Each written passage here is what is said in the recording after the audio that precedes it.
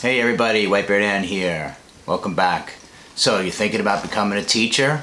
There's a lot of things to consider. I'm going to give you a few of my tips, some of the things you should look out for. Enjoy. Let's roll the intro.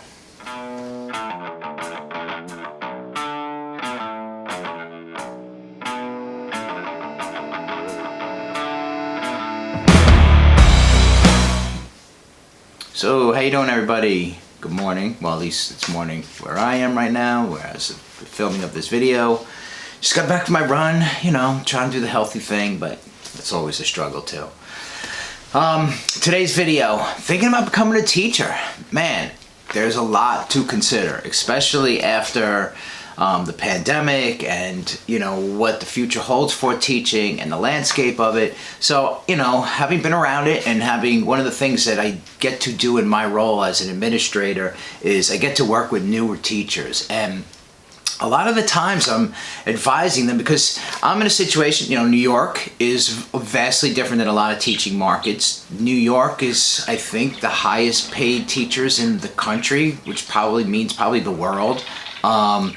So teaching in New York, especially on Long Island of New York where I work, it's pretty competitive and you got to be at the top of your game. So I'm going to go through some of the things you should really consider if you're thinking about getting into teaching. It's vastly different across the country. I will preface everything saying that, new teachers are probably the hardest working and the least paid.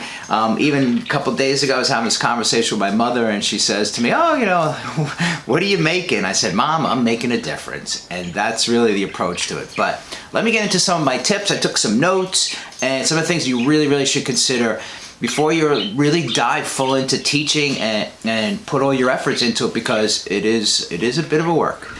So number one, the first thing I would say to any teacher who's considering it is, why do you want to become a teacher?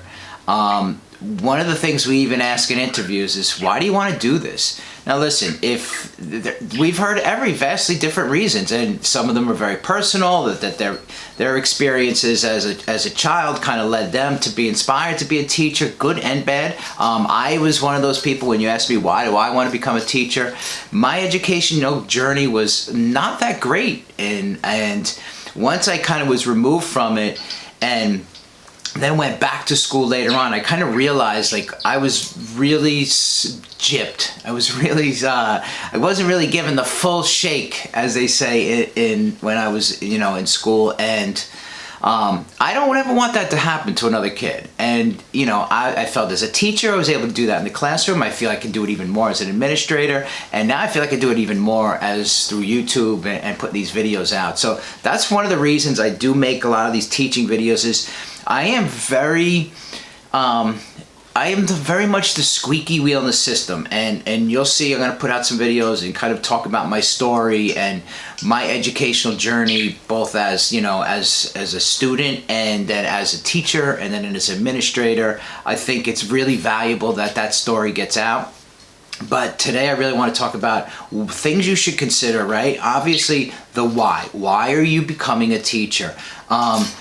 If you're saying, for the money, for summers off, probably not the career for you, because listen, teachers are going to get a better rap about summers off, and I'll talk about that. But this is not the job to be thinking that you're going to be making $1 million. This is not Wall Street. You're not going to be able to probably afford a summer house. Now listen, obviously if you invest correctly and do all those things properly, but generally teachers don't make a lot of money, and there's a lot of other things that they're trading in that money for.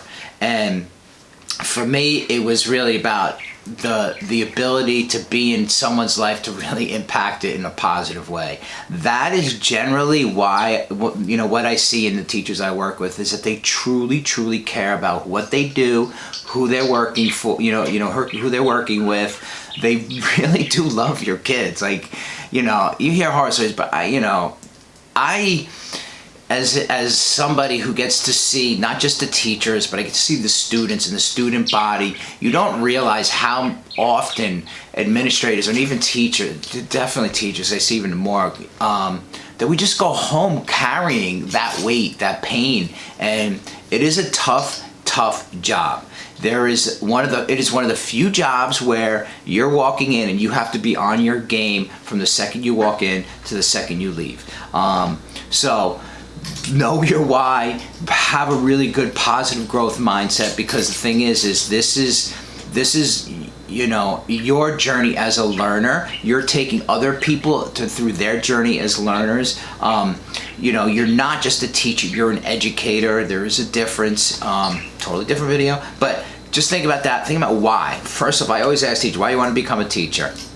The other thing is if you're going to become a teacher, you should be good at least one of your content areas. It's really, I'm going to talk separately about special ed, because there's that piece of it. But what you're seeing now in the scope of, and I'm talking about new teachers preparing now, the scope of the way education is there is a lot of teachers that really were not prepared to have special ed students inside their classrooms. So what that really means is, one, you have to be really strong in a content area, whether that's history, whether that's math, whether that's science, whether that's English, whether it's arts, music, phys ed, whatever it is, that's going to be your go-to, your game. The other piece of it is going to be the special ed piece. So, the really second part of, if all right, you've decided to become a teacher, is like, what am I going to be a teacher of?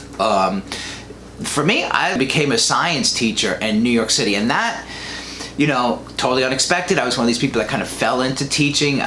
Somebody suggested, you're a really natural teacher, you'd be really, really good at it. And just based on that suggestion, I went and fell in love with it. I just fell into teaching and fell in love with it, and it totally changed the trajectory of my life.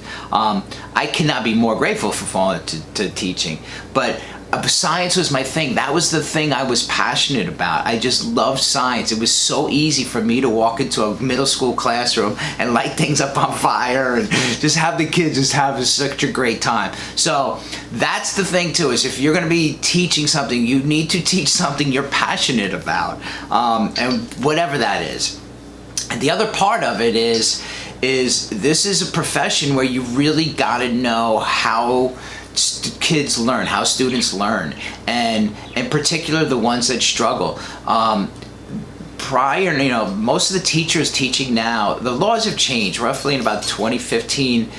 Special ed students now have to be part of the general ed classroom. And most of us grew up where special ed kids were kind of, in the back, they were in a special trailer and they were in a room. Those days are over. They're in the classroom, and the teacher has to be aware of all the different learning styles of all of the students in that room. So that's what makes the job so difficult, because yes, teachers can teach to generally about 80% of the kids in their class.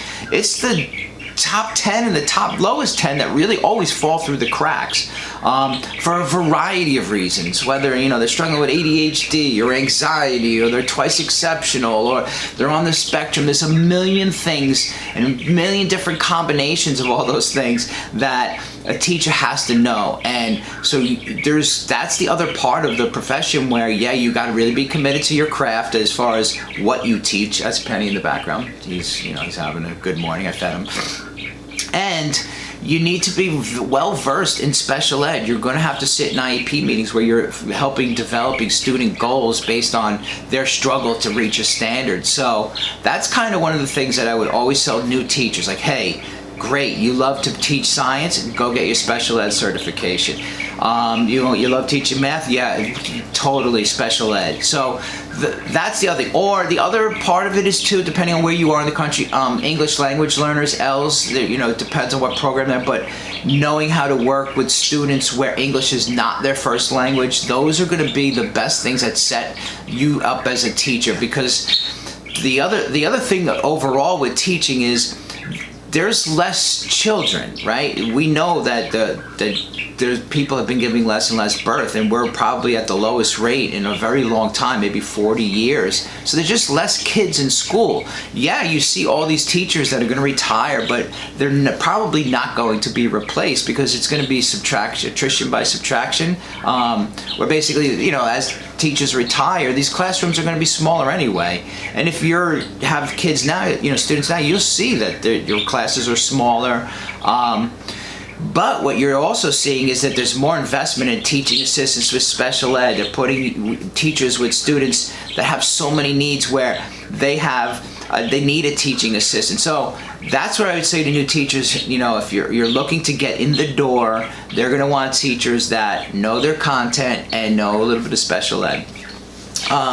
So definitely do those two things. The other thing is one of the things about teaching, and it's not my favorite part of it, but it is a definite reality, is teacher unions. And coming from my perspective, listen, I worked in New York City. I was a U of T member. I was even a chapter leader. I totally get being U of T. I understand it. I'm on the other side of things too, as well as an administrator. I happen to be in a private school now where I don't deal with unions. Unions have their place. They really do.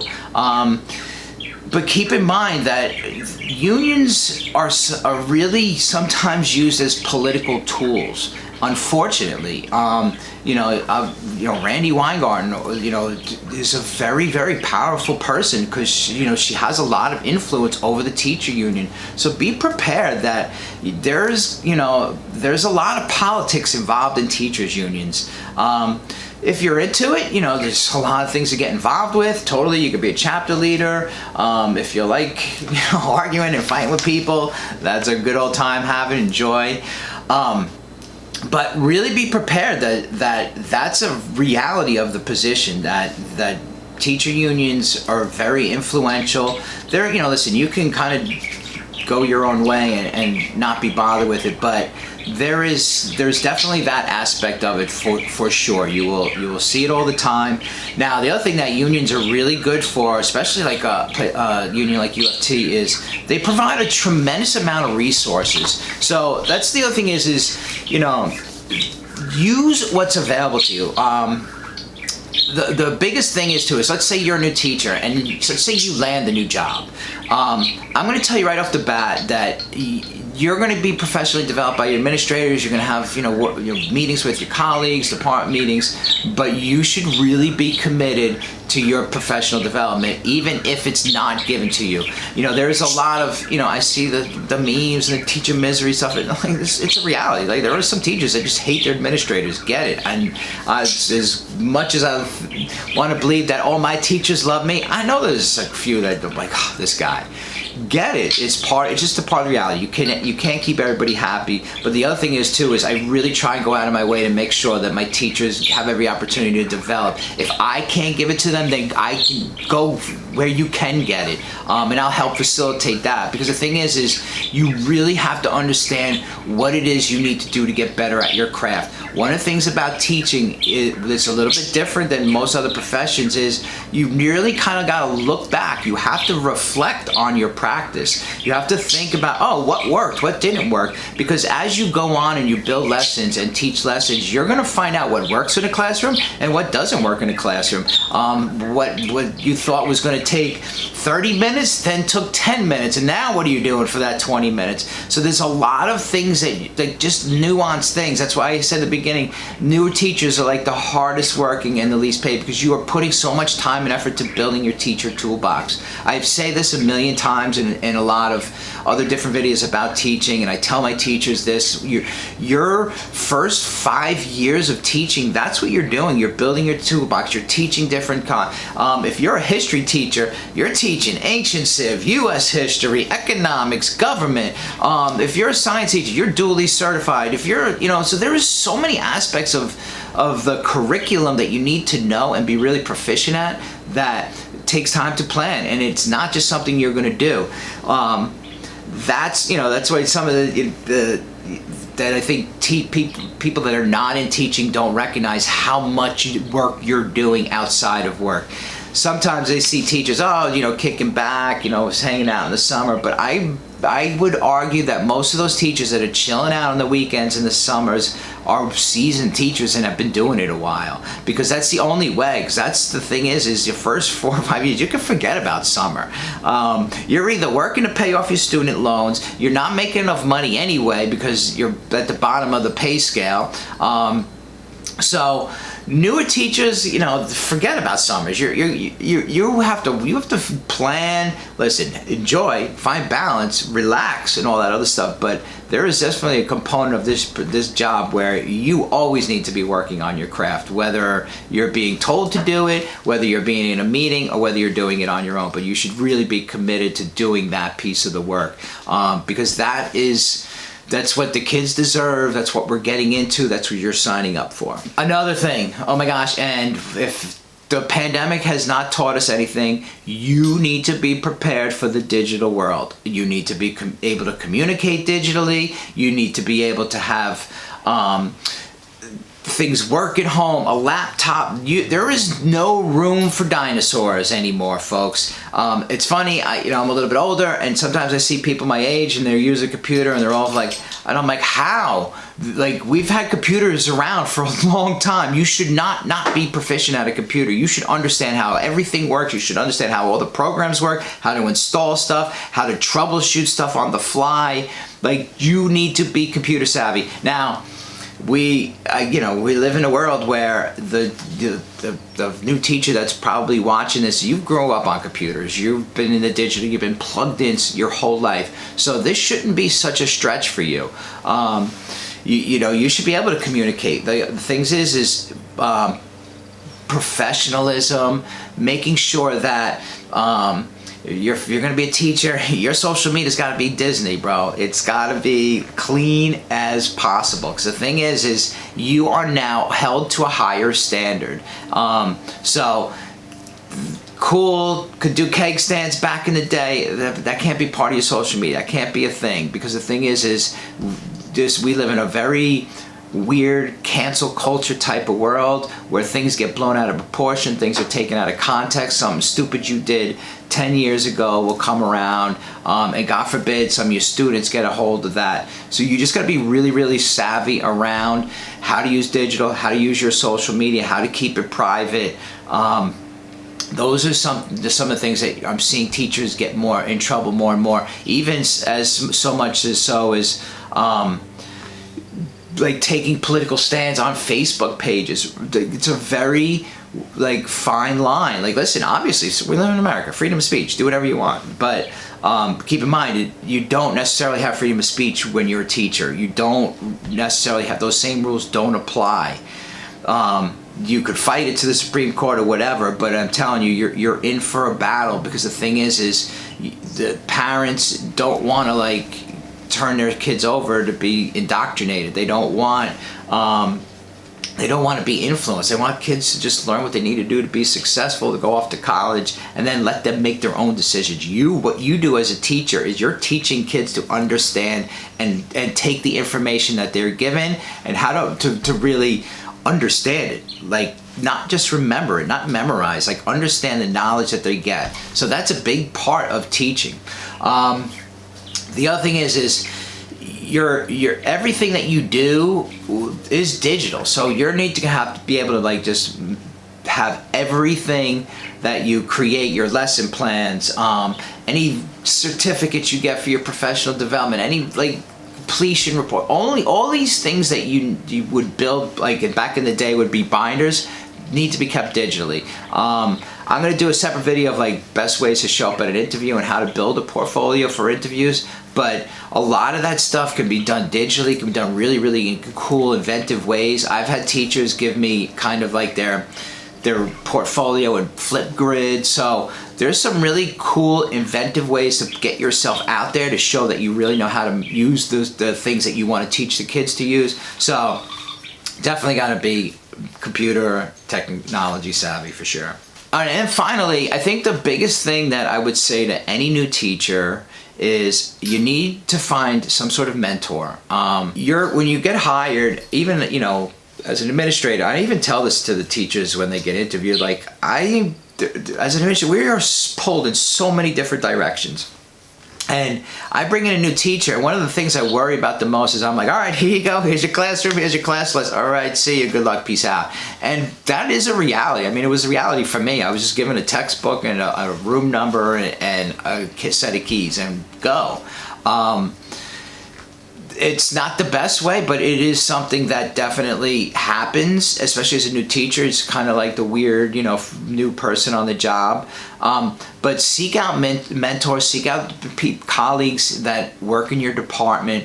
You're going to learn the most about teaching from the people you teach with. They're the ones that are going to be able to spend the most time with you. They're in the trenches with you. They'll be able to commiserate with you. Don't make it a bitch session. Always try and be productive. But there's plenty of folks. Oh my gosh, if if I could see them now, I would thank them greatly. But there's going to be so many teachers that have the knowledge, that will share their expertise with you. I remember when I first started, teachers would just give me lesson plans, just like, try this, do that, don't do this, know this kid. Just really kind of lean on your peers, develop those relationship skills, because the thing is they're going to be your biggest allies.